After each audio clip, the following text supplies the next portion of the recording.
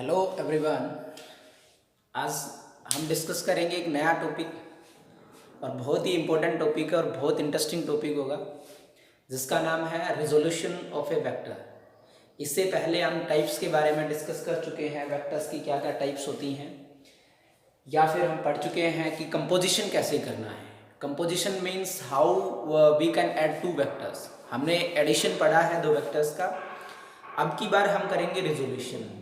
तो कुल मिला के जो रिजोल्यूशन होता है वो अपोजिट है एक प्रकार से कंपोजिशन के। एडिशन जो होता है उससे बिल्कुल अपोजिट है। मतलब आप क्या करते हैं कि एडिशन में दो वेक्टर्स को आप लोग एक दूसरे के साथ जोड़ते हैं और दोनों को जोड़ के एक वेक्टर बनाते हैं जिसका नाम होता है resultant vector. Now in this process of resolution we will split up a vector into components. मतलब हम एक वेक्टर के कुछ एक टुकड़े करेंगे और उस प्रक्रिया को कहा गया है रिजोल्यूशन। तो simply resolution of a vector is process of splitting up. Resolution vector का रिजोल्यूशन क्या है?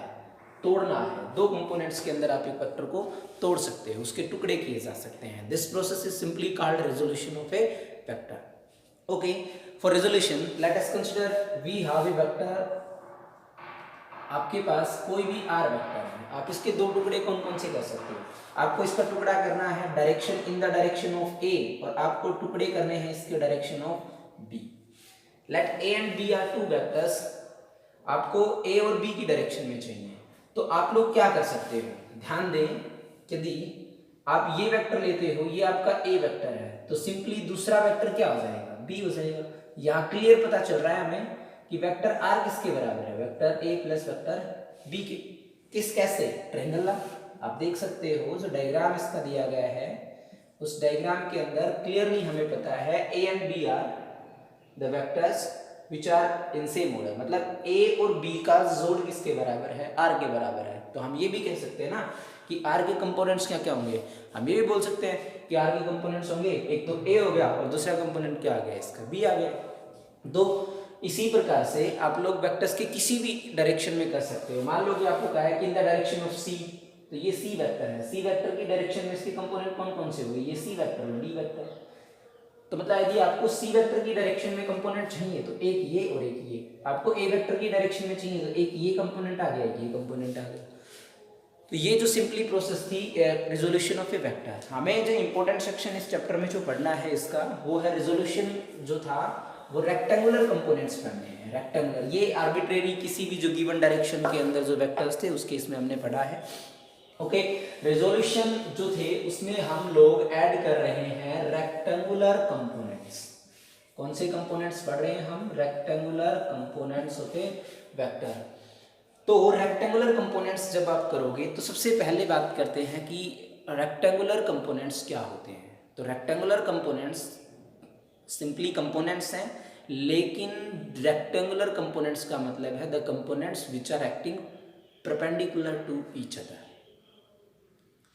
मतलब ये है कि यदि वही वेक्टर आपका ए वेक्टर गिवन है, मैंने क्या किया, मैंने ये जो स्टार्टिंग पॉइंट था वेक्टर ए का, इसके ओरिजिन मान लिया मैंने इसको, ओ पॉइंट ओरिजिन माना, और यहां से मैंने एक राइट हैंडेड कोऑर्डिनेट सिस्टम को कंसीडर किया। ये जिसका एक्स एक्सिस है उस कोऑर्डिनेट सिस्टम का, और ये कौन सा एक्सिस है? वाई एक्सिस है। तो आप क्या कह सकते हो? आप ये कह सकते हो कि मैं इस वेक्टर, एक वेक्टर यहां लेता हूं अलोंग वाई एक्सिस और एक वेक्टर मैंने ये लिया along X axis, A X and A Y. Then on completing the parallelogram, we found that vector A is equal to vector AX plus vector AY। हमें क्या मिला कि मैं ये लिख सकता हूं ना, यदि ये AY है और ये AX के बराबर है, मैंने दिखाया कि ये AY है और ये क्या है? AX के बराबर है। तो वेक्टर A लिखा जा सकता है AX plus AY। देखो पैरेललोग्राम लॉ के हिसाब से वेक्टर AX और vector AY, these two vectors vector ax and vector ay are represented as the adjacent sides of a parallelogram. So the diagonal of this parallelogram is equals to the sum of these two vectors. Here the sides are ax and ay and the resultant and the diagonal is vector a. So the addition of vector ax with ay, should equals to vector A by parallelogram law. तो ये थे rectangular components, क्योंकि ये जो components थे आप ये भी कह सकते हो कि वेक्टर ए के दो कंपोनेंट कौन कौन से हुए, ए एक्स और ए वाई, ये आपके दो कंपोनेंट आ गए वेक्टर ए के। क्लियर? तो ये ए एक्स और ए वाई यहाँ कंपोनेंट्स होते हैं वेक्टर ए। तो ये दोनों जो कंपोनेंट्स थे वेक्टर ए के, ए वाई और ए एक्स, ये दोनों कंपोनेंट्स लग रहे थे, ये दोनों के दोनों कंपोनेंट्स परपेंडिकुलर है, इसलिए इन कंपोनेंट्स को हमने कहा है रेक्टेंगुलर कंपोनेंट्स। और बेसिकली दी बेस वेक्टर्स की बात करें, बेस वेक्टर्स कौन से हैं, आई, जे और के, ये बेस वेक्टर्स हैं। इसको ऑर्थोगोनल ट्राइड ऑफ वेक्टर्स भी कहा जाता है। Orthogonal means these three vectors are perpendicular to each other. What are these three vectors? ये है क्या, ये तीन वेक्टर? ये तीन वेक्टर जो हैं ये यूनिट वेक्टर्स हैं। ये क्या है? यूनिट वेक्टर्स हैं। बात यूनिट वेक्टर की आ गई तो मतलब आई कैप का मैग्नीट्यूड और J cap magnitude, K cap magnitude, these all equals to one unit. किसके बराबर है? One unit. तो लेकिन ये डायरेक्शन किसकी स्पेसिफाई करेंगे? अब बात ये आ गई, ठीक है जी, यूनिट वेक्टर्स हैं, तो unit vectors are those which have unit magnitude and direction. Direction देखो, ये हमेशा आपको किसी भी in any case I cap always represents direction along X axis, where J represents direction along Y axis, और ये आपको बताएगा जेड एक्सिस की डायरेक्शन बताता है। मतलब मेरा ये है कि यदि आपको कहीं भी एक्स एक्सिस की डायरेक्शन बतानी हो तो आप आई कैप का प्रयोग करोगे। I cap unit vector, unit vector magnitude इसका वन है, डायरेक्शन इसकी अलोंग एक्स एक्सिस। मतलब this I cap, J cap and K cap are respectively used to show the directions of X, Y and Z axis, only to show the directions of. तो आप इस vector को ये भी लिख सकते हो, ये ए एक्स लेंथ मैग्नीट्यूड, ये ए Y magnitude, I plus A Y J. Clear है? तो इसमें कोई दिक्कत नहीं आएगी आपको। आप लिखते हो vector A is equal to A X I plus A Y J. Clear हुई बात? यदि ये आपका पॉइंट पी है, ये एक्स वाई है, this means that along X axis कितना है लेंथ, एक्स है, तो ये लेंथ भी कितनी हुई, एक्स ही हुई। ये लेंथ कितनी है अलोंग वाई एक्सिस, ये वाई है, तो ये लेंथ भी कितनी आती है, ये लेंथ भी वाई के बराबर आती है, because the figure represents a parallelogram.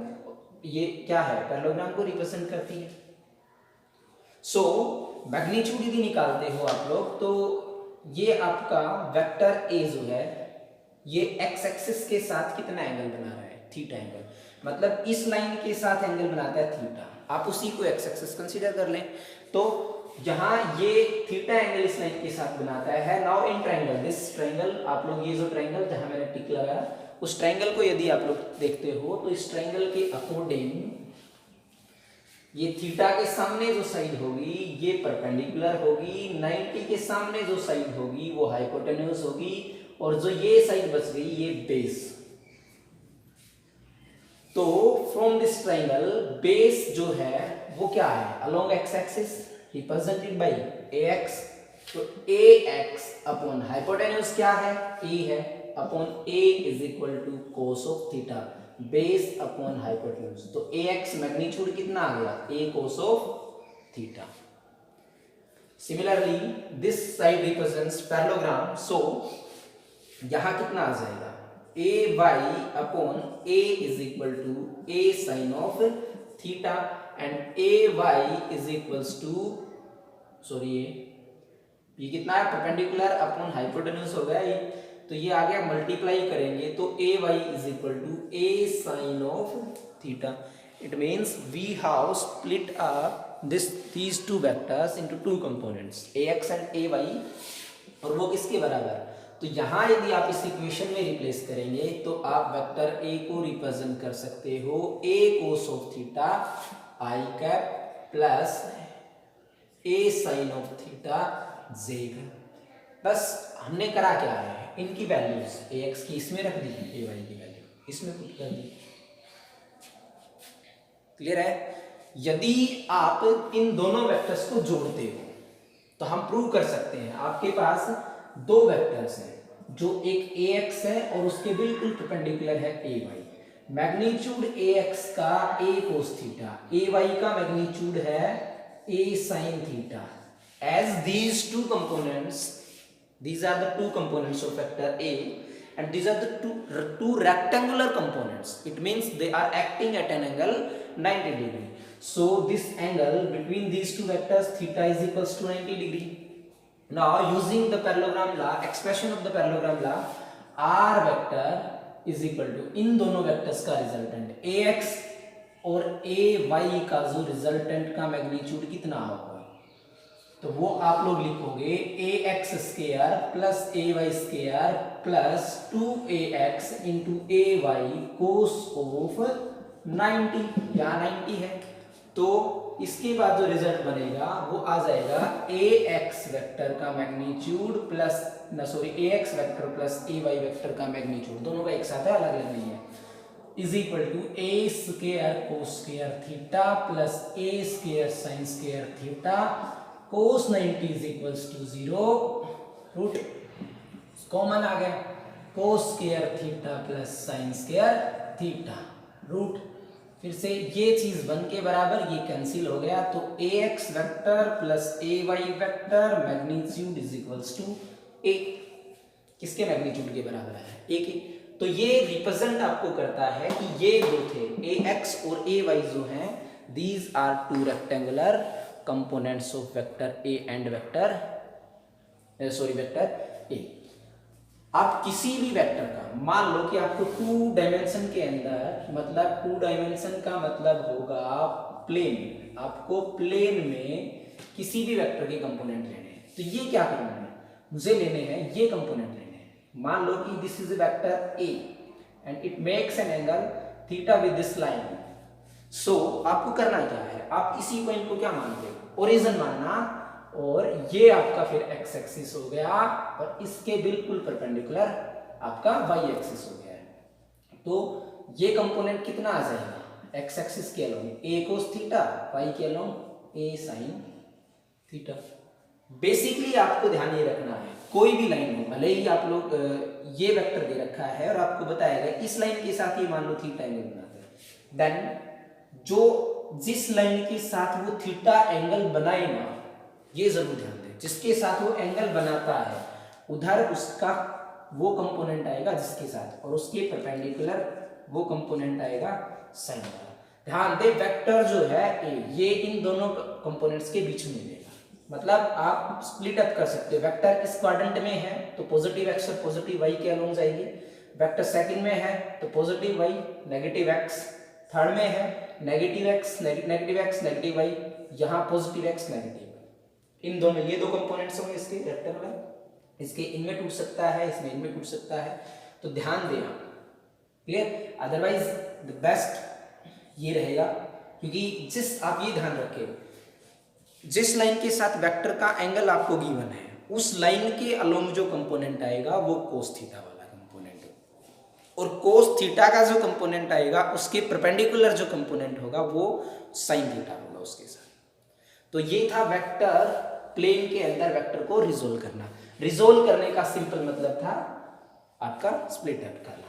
हमने रेक्टेंगुलर कंपोनेंट्स लिए, कोई भी वेक्टर आपको गिवन था ए, उसके ओरिजिन मानते हुए स्टार्टिंग पॉइंट को आपने दो axis right handed coordinate systems को लिया। ये जरूर ध्यान रखना आई जे और K, these 3 unit vectors simply represents directions of X axis, Y axis and Z axis. Magnitude of these 3 vectors is unit. Clear. तो ये रिजोल्यूशन था 2 डायमेंशंस के अंदर। यदि 3 डायमेंशन की बात करें तो कोई दिक्कत नहीं है, 3 डायमेंशन के अंदर भी आप इजीली इनको बता सकते हो। 3 डायमेंशन के अंदर कैसे बताएंगे, तो वही बात आ गई हमारे पास कि 3 डायमेंशन होंगे तो आप लोग, आपके पास एक्सिस भी 3 होंगे, एक्स वाई जेड, मतलब उसी वेक्टर को जो आपको गिवन वेक्टर था आप क्या करेंगे, इस वेक्टर को रिप्रेजेंट करेंगे, ये स्टार्टिंग पॉइंट को ओरिजिन मानते हुए आपने तीनों एक्सिस ड्रा कर दिए। अब इस वेक्टर का एक कंपोनेंट आ जाएगा अलोंग एक्स एक्सिस, एक कंपोनेंट अलोंग वाई एक्सिस और एक कंपोनेंट अलोंग जेड एक्सिस। आप क्या करोगे जब इस कंपोनेंट को जोड़ते हो, ये देखिए आपने ए x vector plus A Y vector को जोड़ा तो आपका रिजल्टेंट पैरेललोग्राम ला के हिसाब से ये आएगा। अब ये जो था ना, ये एक्स जेड प्लेन है, ये सिस्टम आप लोग देखते हो, ये सिस्टम आप लोग देखते हो, ये एक्स एक्सिस जो जेड एक्सिस है और ये वाई एक्सिस, ये दोनों एक्सिस तो आपके प्लेन के अंदर आ गए, लेकिन जेड एक्सिस एक्चुअली में किधर आता है, बाहर की तरफ आता है। तो आपका जो प्लेन बनेगा वो ये प्लेन बनेगा। आपका प्लेन जो बना ये एक्स जेड प्लेन है जिसको नीचे दिखाया गया है, और ये जो है आपका एक्स जेड जो प्लेन है, ये जो प्लेन है इसमें जो वेक्टर था वो ये आया, जो इन दोनों का रिजल्टेंट नीचे दिखाया गया है वो ये रिजल्टेंट आया। अब आपके पास एक्चुअली में है क्या, ये रिजल्टेंट दोनों का ऐसे, ये रिजल्टेंट ये वाला ए एक्स और ए जेड का, और साथ में ये दोनों को क्या करोगे आप लोग, फिर से पैरेललोग्राम ला दोनों के ऊपर जोड़ेंगे, जैसे polygon law of factor addition हमने यूज किया था। तो फिर से यदि पैरेललोग्राम ला लगाओगे तो आपका कंप्लीट वेक्टर आ जाएगा ए के बराबर। तो simply A vector is equal to A X plus A Y vectors plus A Z vector. यहां वेक्टर्स लगाएं, यदि आप एरो नहीं लगाते हैं तो आप वेक्टर को इस प्रकार से लिख सकते हो, जहां पर ए एक्स ए वाई और ए जेड जो हैं वो रिप्रेजेंट करते हैं magnitude of the vector A, magnitude of vector A along x, y and z axis, where I, j, k are the orthogonal triad or the base vectors or the unit vectors along x, y and z axis. तो ये था basically resolution of a vector into 3 dimensions. आप इसको complete भी कर सकते हो, आप कंप्लीट कर सकते हो। कैसे कंप्लीट करें हम इसको, मैं मान लेता हूं, ये देखिए आप लोग, तो आपका जो क्यूब बना सकते हो आप यहां पर एक, ये देखिए ये क्यूब जो है इसके अंदर आप लोग देख रहे हो, ये जो क्यूब जो आपका बनेगा सबसे पीछे वाला कॉर्नर है और उससे डायगोनली आप ऊपर मिला है। आप रूम देखते हो, रूम के सबसे आखिरी कॉर्नर को उसके बिल्कुल ऑपोजिट, उस कॉर्नर के बिल्कुल अपोजिट ऊपर वाले कॉर्नर से मिलाए हो, वो आपका ए वेक्टर है। अब इस वेक्टर के कंपोनेंट ए एक्स ए जेड और ए वाई। क्लियर? ये था वेक्टर रिजोल्यूशन इन 3 डायमेंशंस। आपको सबसे ज्यादा जो काम आने वाली जो बात है वो है वेक्टर को रिजोल्व करने की, कि यदि ये बी वेक्टर है, इसके साथ एंगल इसका अल्फा है, देन बी कोस अल्फा इधर, बी साइन अल्फा इधर। ये था रिजोल्यूशन ऑफ वेक्टर्स। तो बहुत ही इंपॉर्टेंट ये टॉपिक है रिजोल्यूशन जो था वेक्टर्स का। वी कैन सिंपली, आप बता सकते हो, और आपके लिए ही ये क्वेश्चन डाला जा रहा है कि explain walking of a man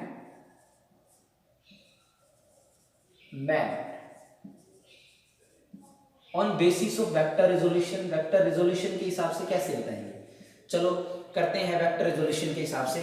देखो क्या करता है एक्चुअली में, जब कोई भी आदमी ग्राउंड के ऊपर चढ़ता है ना, तो वो क्या करता है, वो पैर उठा के रखता है तो ग्राउंड को नीचे की तरफ प्रेस करता है,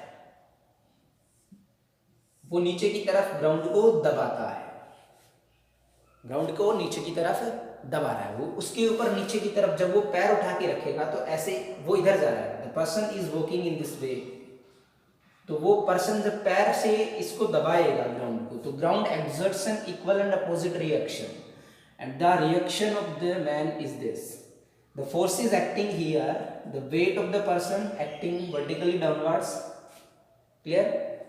अब मैं इसको हटा रहा हूं क्योंकि ये ग्राउंड पे आदमी ने पैर जब आगे उठा के ऐसे रखा आगे बढ़ने के लिए, तो ये उसने फोर्स उसके ऊपर लगाया और ग्राउंड ने उसके ऊपर रिएक्शन एक्सर्ट की। अब now he make an angle theta, then ये क्या आ गया, रिएक्शन का कंपोनेंट आर कोस थीटा और ये उसका कंपोनेंट आर साइन थीटा। लिख सकते हैं हम ऐसे, जिस लाइन के साथ एंगल बनाया, क्योंकि इसको स्टार्टिंग पॉइंट ओरिजिन माना आपने, और जब इसको रिजोल्व किया तो इधर आ गया आर कोस थीटा, जो आर एक्स है, ये आर वाई है, जो आ गया आर साइन थीटा के बराबर।